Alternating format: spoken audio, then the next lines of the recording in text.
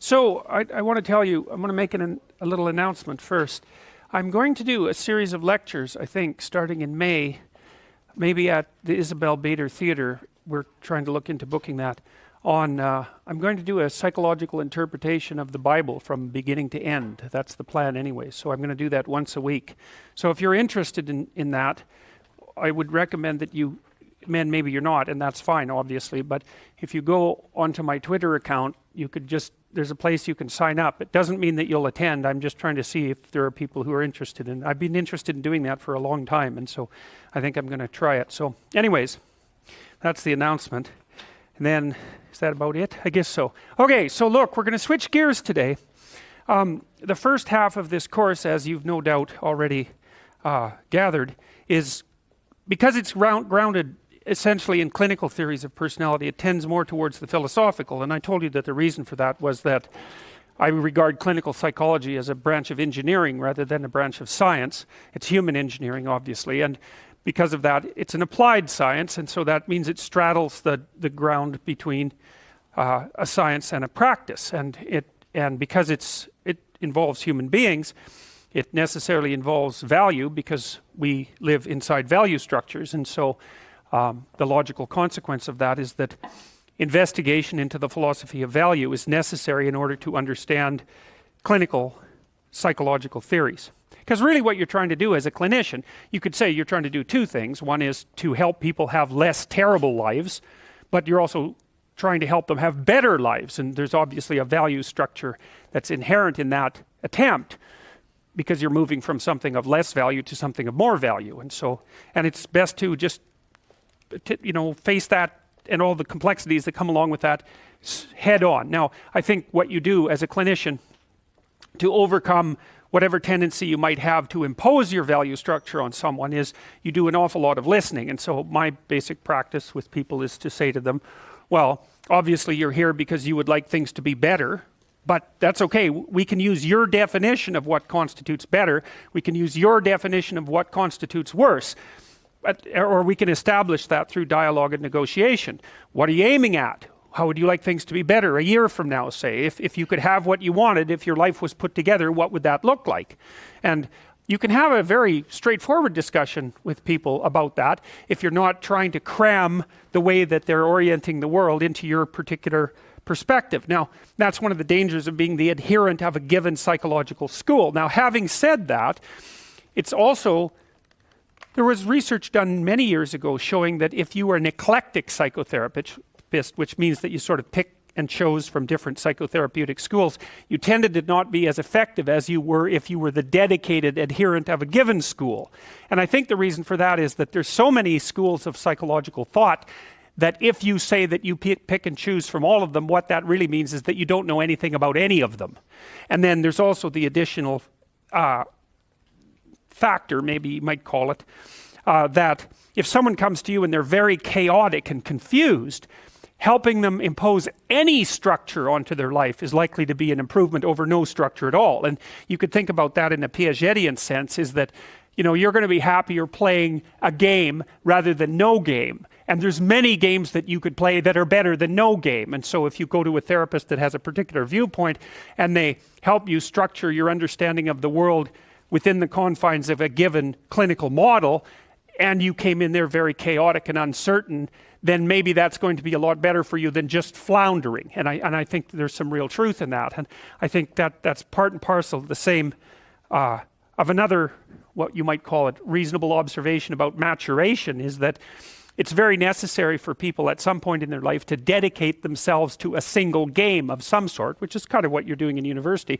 You have to become one thing at some point in your life. And the sacrifice, of course, is that you give up all the other things that you could become, but you don't really have a choice, because if you don't decide voluntarily to become one thing, to become a disciplined adherent of some specific practice or profession or viewpoint, then you risk just aging chaotically, and you don't get away with not aging. So you might as well age into something that's actually something, rather than just remaining, or then just becoming an old child, which is really not a good thing. It's not a good thing to see, especially by the time people hit about 40. It's not It's not pretty for them or anyone else. And even at 30, it's getting pretty old at that point. 40, it's like it's almost irreparable at 40.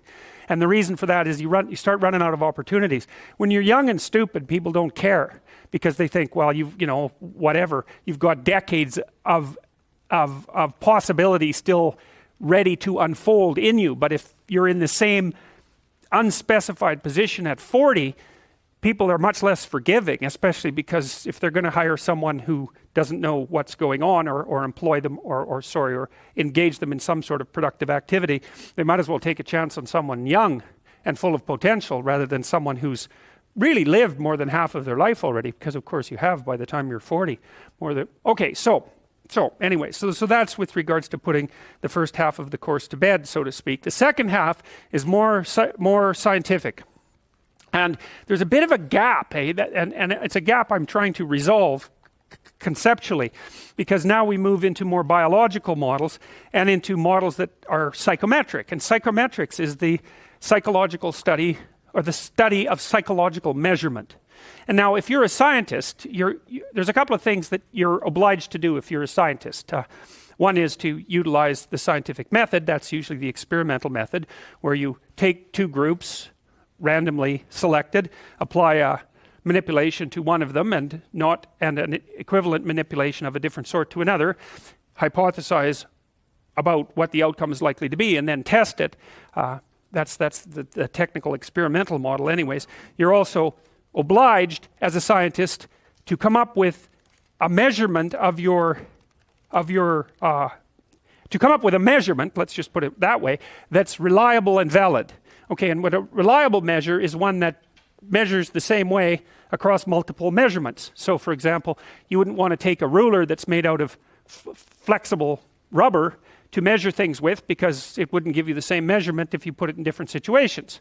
That's reliability, and it's a term you need to know. It means that the measurement tool produces stable results across different instances of the measurement. Without that, you don't have a measurement. The other critical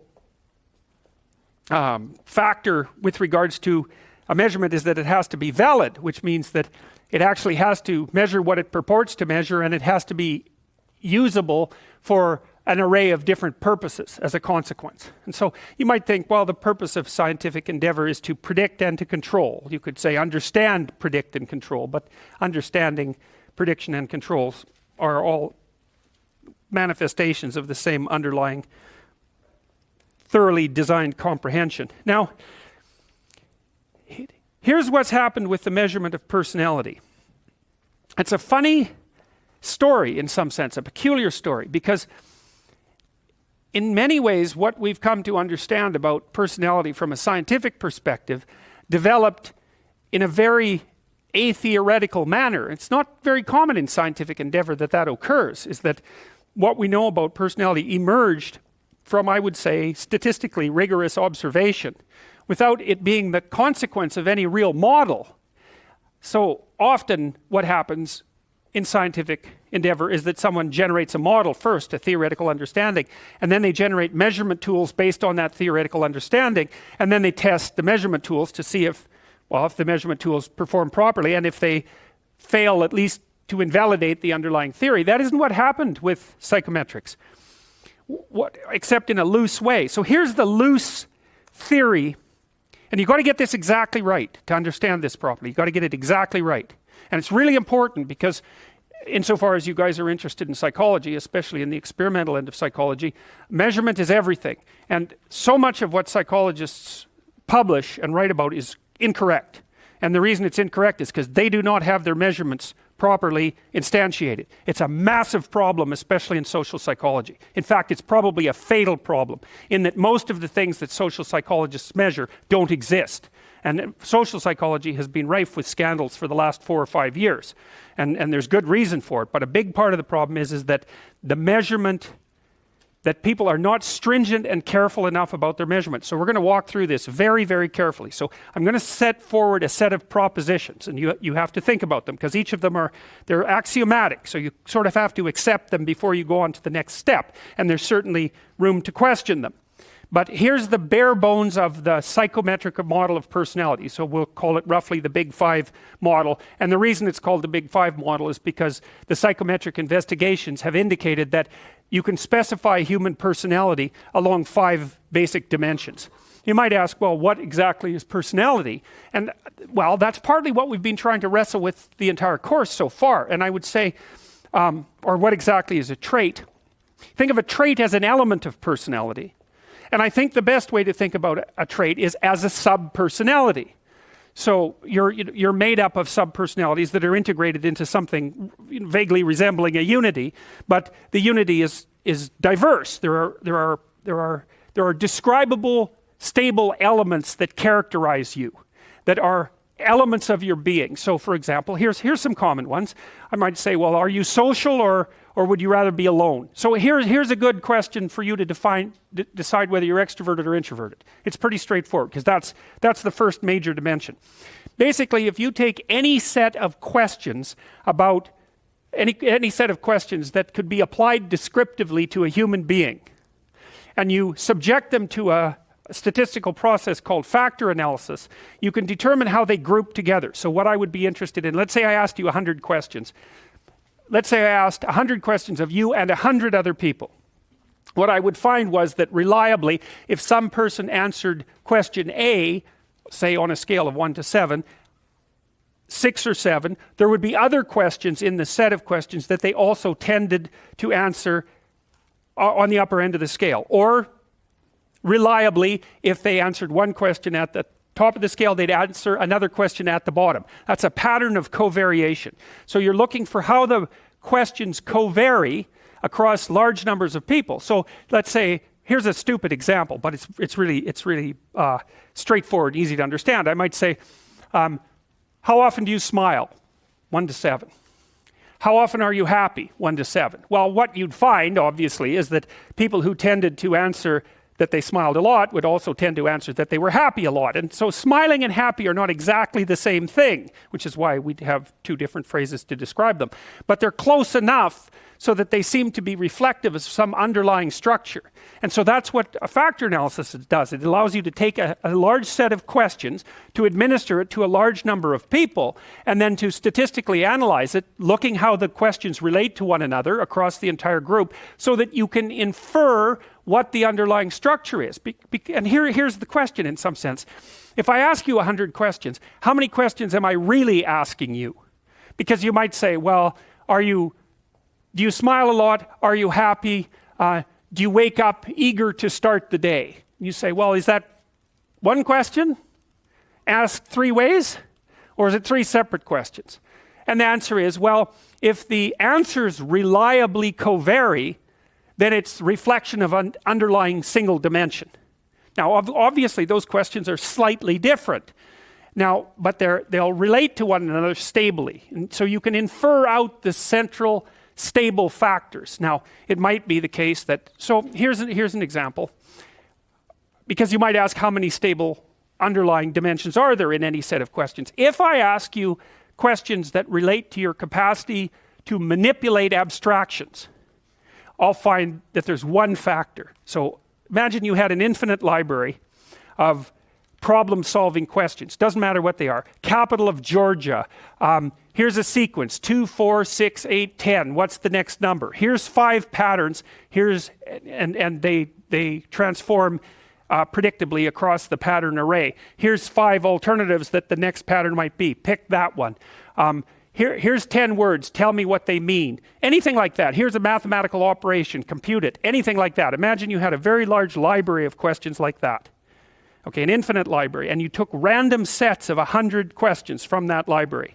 And you gave those sets to 1,000 people.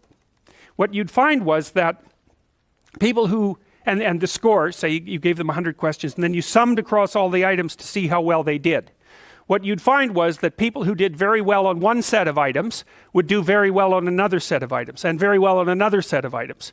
And that would be the same for people who did badly. If they did badly on any one of the sets of randomly chosen items of abstraction, they do badly on the rest. That's basically IQ.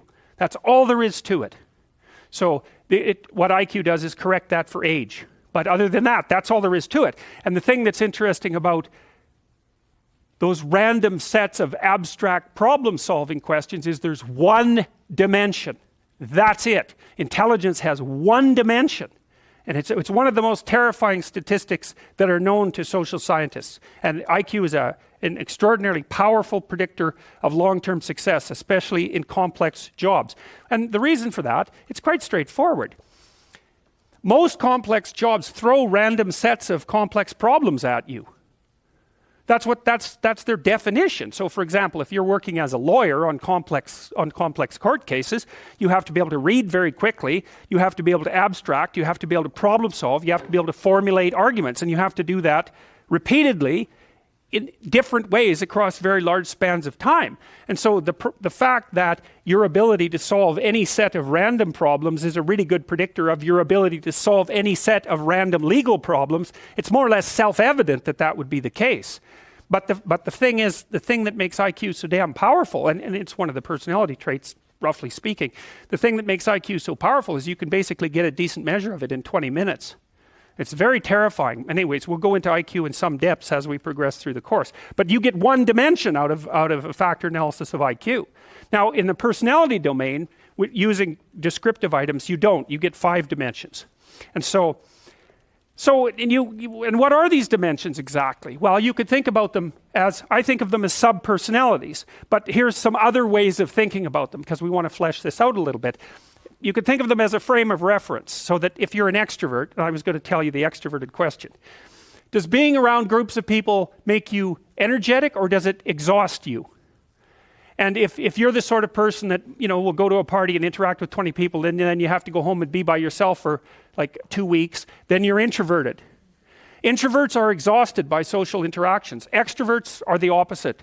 They're energized by social interactions. And you might be in the middle, so that you can take it or leave it with regards to social interactions, but you're happy to go to them and you're happy to spend time by yourself. But a real extrovert, there'll be some of you in here. How many of you can't stand spending time alone? Okay, so there's only 2 that will admit it. Extroverts are more likely to admit that sort of thing too, by the way. And how many of you like to spend time alone or would rather be alone? Okay, so there's a preponderance of introverts in this class, by all appearances. But that's a pretty canonical question for extroversion versus introversion. It's a very stable trait, by the way. It manifests itself early in life, and it's stable across the age span. Not completely.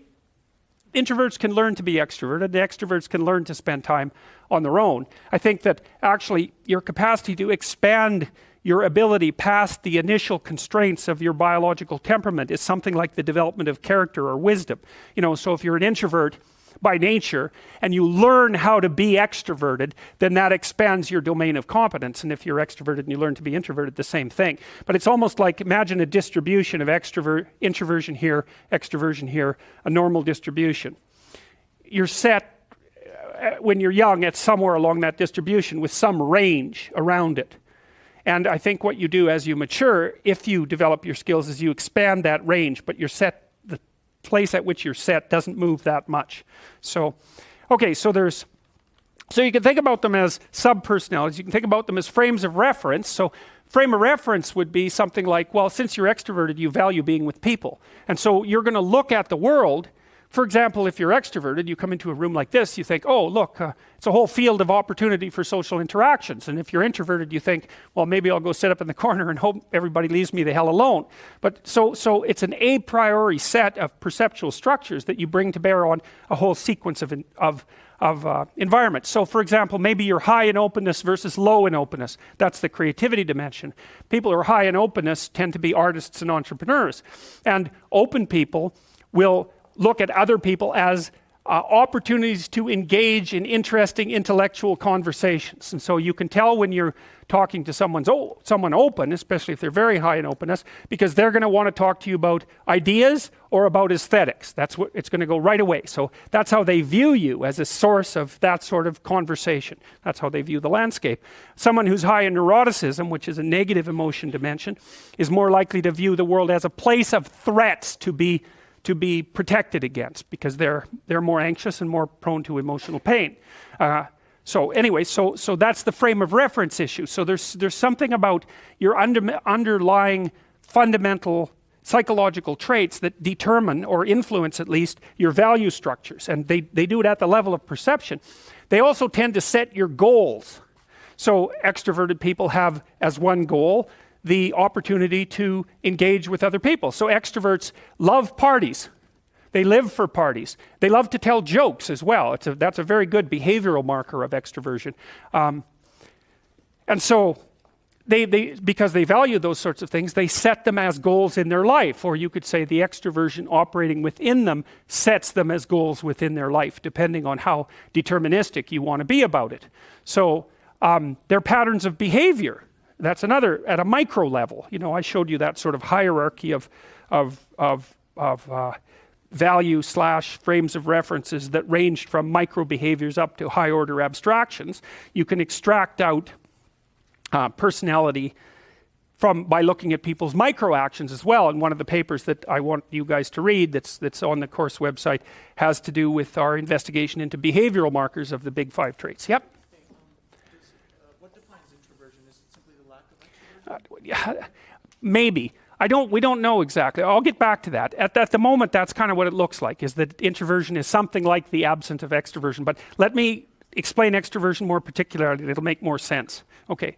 All right. So you can think about them as stable motivations. So for example, people who are high in agreeableness, I can generally tell people who are high in agreeableness when they come into my clinical practice and I start asking them about their biography. Because my experience has been that people who are agreeable will tell you their biography defined by relationships they've had over their life. So agreeable people are high in compassion and high in politeness. It looks like the maternal dimension. It looks like the pair bonding dimension, something like that. And so agreeable people tend to characterize their lives in terms of the intimate relationships they've had. And so those are also people who would value an intimate relationship over anything else, if agreeableness is the uppermost trait that characterizes their personality. Then, well, systems of values, we already talked about that a little bit. The higher you are in a given trait, the more you value certain opportunities that are associated with that trait. And so I think it's worthwhile thinking about traits along using all of those different conceptual schemes to understand what constitutes a trait. But what people are, in some sense, is a little melody of traits. Melody, not M-A-L-A-D-Y, although some people are like that, but melody like a song, you know, where different amounts of each of the canonical traits operate to a different degree at each person, and the person that manifests themselves is the panoply of those traits as they manifest themselves in the world. And so it's actually very useful to understand your big 5 traits as far as I'm concerned. Actually, that's why I have you do that exercise that you're supposed to do for this class that helps you identify your faults and virtues. And I use big 5 terminology to help you do that. So part of the reason it's useful to know what your traits are is because it can help you figure out how you should orient your life. Like, so for example, if you're high in extroversion, you know, you've got a proclivity towards sales, for example, and you're going to like occupations where you have a lot of opportunity for social interactions and social networking. You're not going to be happy if your job requires you to sit alone for extended periods of time and work in the absence of social interaction. You're going to be one of those annoying people then in one of those offices that instead of sitting alone in their office is going from doorway to doorway, engaging everyone in conversation, right? So, and you want to be in a position that capitalizes on your traits because it's really difficult to work contrary to your traits. The other thing that's worth thinking about too, we're actually building a computer app for this, which has been about 80% done for a whole year.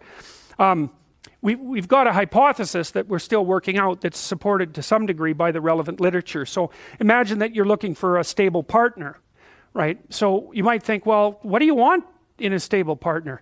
And at least in principle, one of the things you don't want is too much mismatch between you and that person on the 5 fundamental dimensions. So for example, if you're really extroverted and you have a really introverted partner, you're going to engage in continual conflict about how much social activity the two of you should subject yourself to. And it's very, very difficult for people who